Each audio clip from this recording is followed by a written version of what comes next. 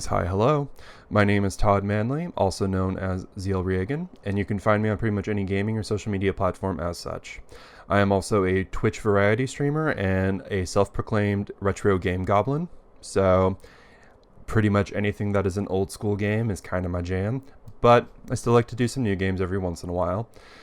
Today I wanted to talk about one of my all-time favorite and most influential games of my life, and that game is Disgaea, Hour of Darkness. It was originally developed and published in 2003 on the PlayStation 2 by Nippon Ichi Software. Fear not though, it has since developed a cult following which has resulted in updated versions being released on both the Switch and Steam, so you can enjoy the updated versions anywhere you want. I do believe that they're called Disgaea 1 Complete on the Switch. I'm not quite sure about the Steam version, but just put in Disgaea and you'll be able to find it no problem. Disgaea is a tactical JRPG. I would think of it as Final Fantasy Tactics, but if it was a delinquent. And if you are a fan of tactics, then this game is going to be right down your alley, I hope. The story follows Laharl, which is voiced by Barbara Goodson of FLCL fame, and he is the Prince of the Netherworld as he tries to reclaim his throne as King of the Netherworld. Alongside Laharl is his vassal Etna, and an angel named Flan, and a squad of sinner souls stuck in penguin suits called Prinnies. It doesn't make a lot of sense on paper, but they're cute and they have a wonderful catchphrase. They're a hoot, so I love Prinnies. Along the way, you will also meet other characters and amass an army of demons, both humanoid and beast, to help you achieve your goal. Gameplay-wise, it plays like almost any other tactical RPG, so in the event that you're not familiar with tactical RPGs, just think of it as chess on adrenaline. Each character has their own stats, strengths, weaknesses, and unique abilities, along with move and jump stat. There are 7 different weapon types, which is fist, spear, sword, axe, gun, bow, and staff, each with their own skills that you learn over time, along with 5 offensive schools of magic, so that's fire, ice, wind, star, and oh boy, I do not remember the last one. It's non-elemental, it does a lot of damage, it's really cool. There's also healing and buff magic, along with story characters who have their own unique abilities, unique to them. Some characters might actually have more or less, it really does depend, but usually 3 is the good even number. There's also something called a geopanel system, which is they're little teeny colored pyramids that when you put on a colored tile, all tiles of that color will get whatever boon or detriment that pyramid is offering. And you can destroy them to set off a chain effect to get bonuses at the end of the level. It's a lot, but there's a tutorial inside, and once you get the hang of it, it becomes cathartic to do. Unique to Disgaea is also a lift throw system, where you can pick up your troops and throw any character, with the exception of monsters not being able to pick anything up, and throw them a set distance. You can also pick up to 10 people to make a tower and throw them pretty much across the entire stage if you so choose. It's really interesting system because you can only pick up your own well, no, that's not true. You can pick up other enemy troops as well, but you can use it to get your troops closer to the enemy, and you can also throw the enemy away from you if you're in real danger of being killed. There's also a fun little trick if you throw someone inside your home base, so give that a try. But I think it adds a really complex layer to the game that kind of other games don't really do all that well, or often at all, if I can recall correctly. So it's really nice to bring out your healer, have her throw your warrior closer to the enemy, and then you still have a healer nearby in the event that you need to heal, or you can do the same with really anything.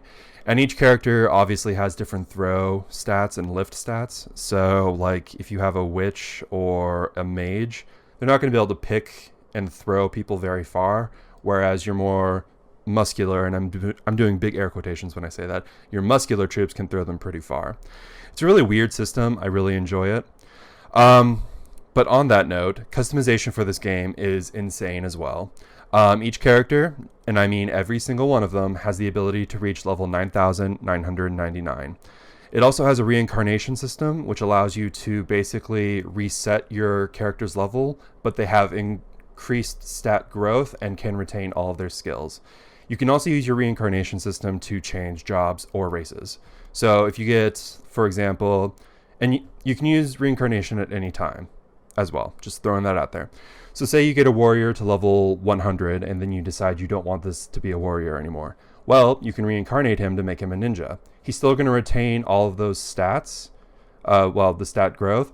So next time when you play as him, he's going to start out level 1, but instead of only gaining 1 or 2 stat points per stat every level, they're going to gain 10, 20, 100. So a reincarnated character will grow to be stronger and will help you defeat even harder challenges, because at the end of the game, there's still even more stuff to do. Which brings me to my next point. There is a system called Dark Assembly in this game, which is basically a courtroom that you can use to pass bills to unlock special and weird things like hidden stages, hidden characters, and you can do things to like extort money from people, or you can get bonus EXP on your next level. It really adds another cool complex layer, and each of the, I want to say jurors, I don't know if they're jurors, Senate people, whatever. You can bribe them with gifts to sway them to your favor, or you can choose to fight them if they deny your bill, and you can kill them. And then your bill will be passed once they're all dead. It's really weird. It's a lot of fun. And the things that you can actually do will vary based on how far in the game you get and how much you've actually explored. There's also something called the Item World, which is where you can enter items such as equipment or armor to engage in procedurally generated dungeons to power up your equipment. So you can enter in your favorite sword, do 10 levels, and then when you come out, the sword is now going to be level 10 and is going to have stats equal to a level 10 sword. So it's a really cool way to really build up your equipment as well as your characters, because once you get to the later end part of the game, you're going to want some really powerful equipment on top of your really powerful troops. I know that this all sounds like a lot on paper, but rest assured, it's easy to pick up, and there are tutorials that you can skip if you don't want to see it again. And since the game's been out since, 2003, I said, there's a lot of guides. There's a lot of ways to kind of figure out how the game works, so don't be afraid of the systems. You will definitely get used to them. It might take some time, but it's worth it.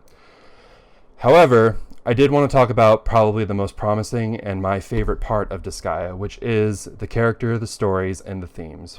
When I first played the game, I was 14 years old, and I was still a closeted LGBTQIA plus youth, and I was struggling with a lot of things that we as queer people struggle with, which is like identity, fear of ostracization, and then struggling with both stereotypes and societal expectations of you. And being 14 and not having an output and not having anyone kind of telling me that what I'm feeling is okay, this game kind of stepped in and did that for me. And I say that because the game has a lot of story elements that kind of deal with not giving into stereotypes.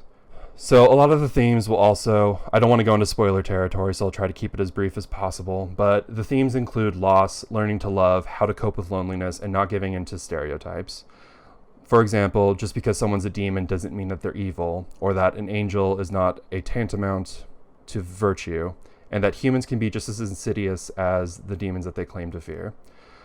Disgaea is also a series known for its snappy wit and insane humor. It's one of the very few games that can make me laugh out loud, guffaw. It's a hoot.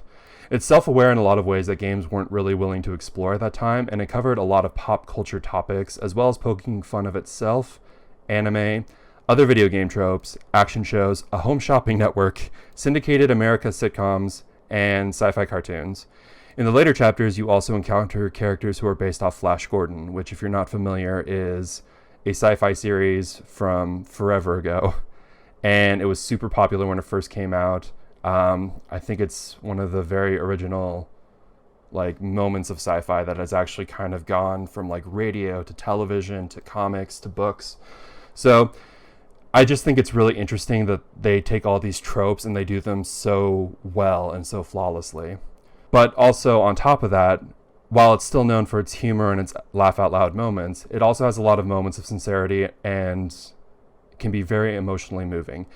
I'm not kidding when I say that this game made me cry no minimum than 3 times. Is that the correct sentence? I have no idea. But it made me cry a lot, and I mean cry. It had a lot of emotional impact, and it still makes me cry to this day. Whenever I want a good cry, I'll just pop it in and play it, and waterworks will flow. So if any of the stuff that I've described to you sounds appealing, then I highly implore you to check it out. Disgaea 1 Complete is on the Switch, so it's a perfect game to pick up and play wherever you want. It's great for just playing for a couple of minutes, couple of hours, or just straight up binging, which is something that I do all the time. It is a very fun game. It's very weird. I love its art style. I love the characters to death. So yeah, I really hope that this game makes you laugh, cry, or just have an all-around good time. If you pick it up and you enjoy it, please let me know. Message me, DM me, tag me. I don't care. I want to know what you thought of the game, how you enjoyed it. With that said, thank you so much for your time. I hope that you all have a wonderful rest of your day, and happy gaming!